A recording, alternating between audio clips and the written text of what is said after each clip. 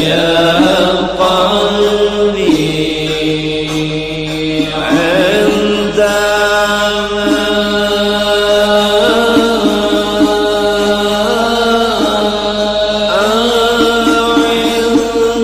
pada kitabnya, beriman kepada rasulnya, ya kan, mengimani adanya mereka, beriman kepada malaikat, ya enggak, beriman kepada yaumil akhir, beriman kepada qada dan qadarnya, nah, ketentuannya baik dan buruknya, itu diekspresikan, diikrarkan. Ikrarkan Anda, ikrarnya apa? Asyhadu an la ilaha illallah wa asyhadu anna muhammadar Islam. Ikrarnya apa? Jadi andaikan iman yang rukun iman yang 6 itu diangkat, dikeluarkan dari dada manusia, karena keimanan itu kan di dada manusia, bisudurihim, dalam dada mereka. Ketika dikeluarkan, dikeluarkan, maka bentuknya adalah, yang di luar adalah bentuk tasyhadu an la ilaha illallah wa tasyhadu anna muhammadar rasulullah. Aku bersaksi tidak ada Tuhan selain Allah dan Muhammad adalah Rasul Allah.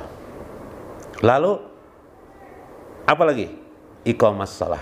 Engkau mengerjakan sembahyang, sholat. Nah, kembali lagi tadi yang kita bicarakan awal dari sembahyang.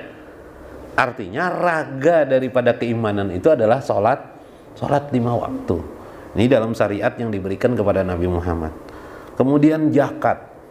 Kemudian apa? Puasa. Kemudian haji. Itu bentuk raga. Nah, makanya nanti melihat keimanan itu gampang. Keimananku bagus atau tidak? Lihat yang lahirnya. Lihat yang lahirnya. Bila kita misalnya sholat, tidak mengerjakan sholat, kurang, berarti ada yang kurang daripada keimanan kita itu. Yang rukun iman yang 6 itu berarti ada. Berarti tebal tipisnya dapat dilihat dari jahirnya. Jadi ibarat sebuah teko, Imam Al-Ghazali mengkiaskan dalam kitab Ihya nanti ya. Sebuah teko dikeluarkan. Memang kalau isinya kopi ya kopi keluar. Kalau isinya susu ya susu keluar. Jadi ketika iman itu dikeluarkan di tubuh, betul enggak nih?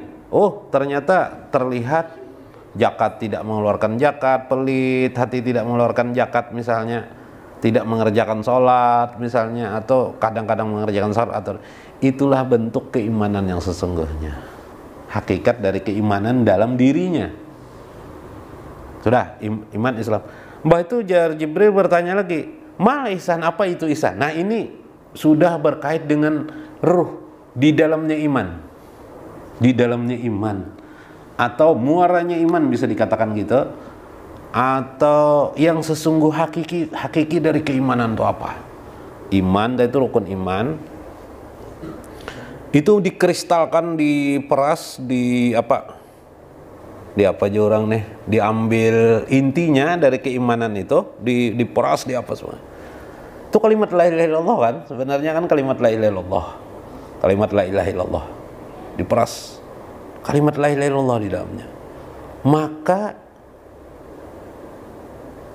kalimat la ilaha illallah bicara di dalam nih, kita bicara di dalam nih.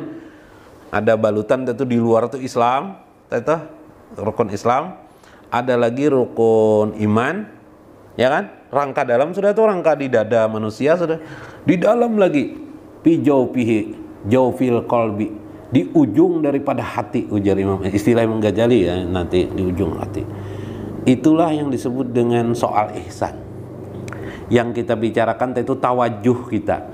Ini wajjahtu wajhiya lilladzi fataras samawati wal ardh. Ini yang dibicarakan di dalam kitab Ihya Ulumuddin yang disebut dengan ajaibul qalbi, keajaiban-keajaiban hati, khatar-khatar hati. Nah, ini saya mengisahkan Ihya Ulumuddin ya, dalam versi kita sendiri. Setelah memahami, maka itulah yang ihsan. Ihsan itu apa? Lalu kata Nabi, ujar Nabi, wahai Jibril, ka'annaka tarahu, seolah-olah engkau melihat Tuhanmu. Fa'illam tarahu, jika engkau tidak bisa melihat Tuhan, fa'innallaha yaraka, sesungguhnya Allah melihat engkau. Jadi tawajuhnya di situ adalah melihat Tuhan, roh Allah. Tapi roh Allah ini, melihat Tuhan ini tidak dalam konteks mata kepala, dan tidak terbetik di dalam hati seperti terbayang-bayang. Karena kan kita sudah belajar sifat 20. Allah itu laisa kamislihi sayun. Bayangkan kalau Allah itu bisa dibayangkan. Bisa-bisa si A nanti Allah itu kayak gajah, bayangkannya. Si B kayak apa? Kayak bakantan. Si C kan membayangkan orangnya besar seperti raksasa. Bahaya kan? Nah, karena itu Allah mengajarkan kepada kita gairu taswir, tidak boleh adanya sebuah bayangan, terbayang sesuatu tidak boleh Allah itu. Karena Allah itu tadi itu mukhalafatuhu lil hawadis. Nah, ini nanti konteks ilmu tauhid sifat 20, memasukkan sifat 20 itu di situ. Yalah. Sekarang selama ini kan kita belajar sifat 20 seolah-olah tersendiri gitu kan.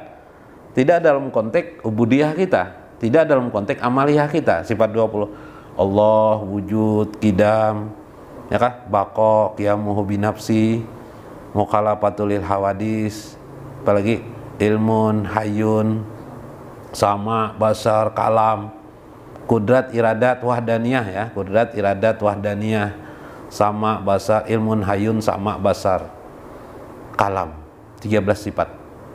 Ini harus terangkum dalam pikiran tadi itu, dalam ihsan tadi itu. Allah itu tidak boleh kita terikat dengan cara hakikat seperti itu. Jadi ikatan hakikat itu sifat 20 atau sifat 13. 7 sifat itu kaunuhu qadirun, kaunuhu muridun, ya, kaunuhu ilmun, kaunuhu hayyun, kaunuhu mutakallimun. Itu adalah kaunuhunya. Jadi ada sifat 20. Kita di hakikat ketuhanan kita itu, jadi la ilaha illallah itu diikat dengan hakikat. Karena hakikat itu kalau tidak diikat ngambang. Itulah menjadikan ketuhanan itu nanti berbentuk gajah, bisa dibayangkan, bisa dilihat. Mungkin kawat di penderin yang kayak penderan manusia gitu kan. Itu bahayanya kalau tidak ada ikatan sifat 20. Karena itu zaman Nabi Musa alaihissalam, pengikut Nabi Musa apa yang dilakukannya? Minta bepender lawan Allah. Minta apa lagi? Tampakkan arona, tampakkan kepada kami siapa itu Allah. Kami anak bana melihat, kedakahu aja Nabi Musa, tatap di karasinya. Sampai Nabi Musa akhirnya naik ke atas gunung, tatap di karasinya. Ayo sekali anak melihat meledak gunung kan, hancur, mereka mati. Nah ini karena kenapa? Kenapa jadi mereka melakukan ini? Karena tidak ada ikatan simpul sifat 20. Makanya luar biasa Syekh Abu Hasan Al-Asy'ari itu menuliskan, mengarang. Beliau itu tidak menambah-nambah dalam Al-Quran, dalam hadis tidak. Beliau itu hanya menyampaikan, mengorek, mengungkap. Nih Al-Qurannya ini. Misalnya Allah itu wujud. Allahul ladzi khalaqas samawati wal ardh. Nah, berarti Allah itu wujud maknanya. Nah, Allah itu qidam, baqa. Nih ayatnya huwal awwalu wal akhiru. Nah, ini buktinya Allah itu mukhalafatul lil hawadis jasidin. Nih buktinya ayatnya ada nah. Laisa kamislihi sayun. Allah itu qiyamuhu binafsi. Nih buktinya ayatnya Allahu la ilaha illa huwal hayyul qayyum. Buktinya ada. Subhanallah. Allah itu kudrat. Innallaha ala kulli syai'in qadir. Nah, Allah sering ini diulang-ulang cara bahasa Nasari. Nah, berarti Allah itu ada itu. Kemudian Allah itu iradah. Allah itu berkehendak menciptakan alam semesta ini ada. Wa ija arada sa'an an yaqula lahu kun fayakun. Sudah. Allah itu wahdaniyah. Qul huwallahu ahad. Allah berkata-kata, berkalam. Ini firman Tuhan. Kalam Allah sudah. Nah, Ar-Rahman, Allamal Quran, Allamahul Bayan. Allah itu berkalam-kalam dengan membuat. Bahkan Allah itu menuliskan semua kejadian-kejadian semesta alam ini. Ini ikatan hakikat dari kalimat la ilaha illallah itu apa? Sifat 20. Menjadi gampanglah orang muslim itu belajar agamanya. Subhanallah. Makanya yang kritik-kritik, yang habis-habisan mengeritik ya kelompok misalnya sebut aja kelompok-kelompok Wahabi ya, Wahabi, pengakuan mereka meskipun mereka tidak mengakui, karena tidak paham terhadap hakikat yang tadi. Mereka hanya membaca itu johir saja. Orang disuruhnya memahami Al-Quran semuanya, padahal otak kita ini berbeda-beda. Bisa dikemanakan Al-Quran? Bahkan yang belajar selama 10 tahun, 30 tahun tidak bisa habis Al-Quran. Ya bisa membaca ya, tapi menyimpulkan bisa enggak? Sementara ilmu itu, kewajiban ilmu itu menyimpulkan sesuatu. Kewajiban ilmu itu menyimpulkan. Kalau sesuatu itu tidak disimpulkan, enggak bisa, enggak, kacau kita nih. Untung saja ada syariat-syariat, sudah ilmu-ilmu yang dikarang ulama. Imam Syafi'i mengarangkan kitab fikih sehingga kita teratur melakukan amal. Yalah, mau sembahyang sudah ada aturan-aturannya didasarkan kepada Quran dan hadis. Itu kita bersyukur ada mereka seperti Imam Syafi'i, seperti Abu Hasan Al-Asy'ari yang menerjemahkan akidah kita, tauhid kita, ikatan iman kita dalam satu keadaan. Ada imam-imam seperti itu, orang-orang yang cerdas. Allah itu maha tahu kondisi zaman nanti, berbagai hal keadaan. Serbuan ilmu pengetahuan yang luar biasa mendobrak ilmu-ilmu agama.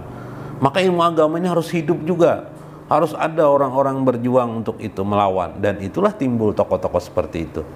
Katanya, karena itu Nabi SAW pernah mengatakan dalam 100 tahun itu ada seorang mujaddid ya, pembaharu. Maksudnya mengangkat pena dia untuk membuat satu pendapat pemahaman dalam rangka menanggapi zaman, menyesuaikan, melihat kondisi bagaimana zaman itu harus dan bagaimana posisi kita dalam beragama. Wa aqimis sholata li dzikri. Tapi orang-orang yang pendek pemahamannya, dilepasnya aqimis sholahnya, li dzikrinya aja diambil. Kalau begitu saya tidak perlu sembahyang. Wa aqimis sholat, kerjakan sholat, li dzikri, untuk mengingatku, kan kayak itu artinya. Kalau begitu cukup kita mengingat Allah aja. Sudah, itulah utamanya. Untuk tuh apa kan intinya? Inti itu Bang, intinya enggak, itu kita makan intinya aja. Kalau sekali lagi makan untuknya, lain untuk namanya. Lain untuk. Ya. Nah, dalam membahas ilmu ketuhanan seperti inilah maka timbul kemungkinan terjadi kesesatan berpikir. Kesesatan berpikir ini sebenarnya dikarenakan persoalan ini adalah persoalan rasa. Tadi sampai kita ihsan.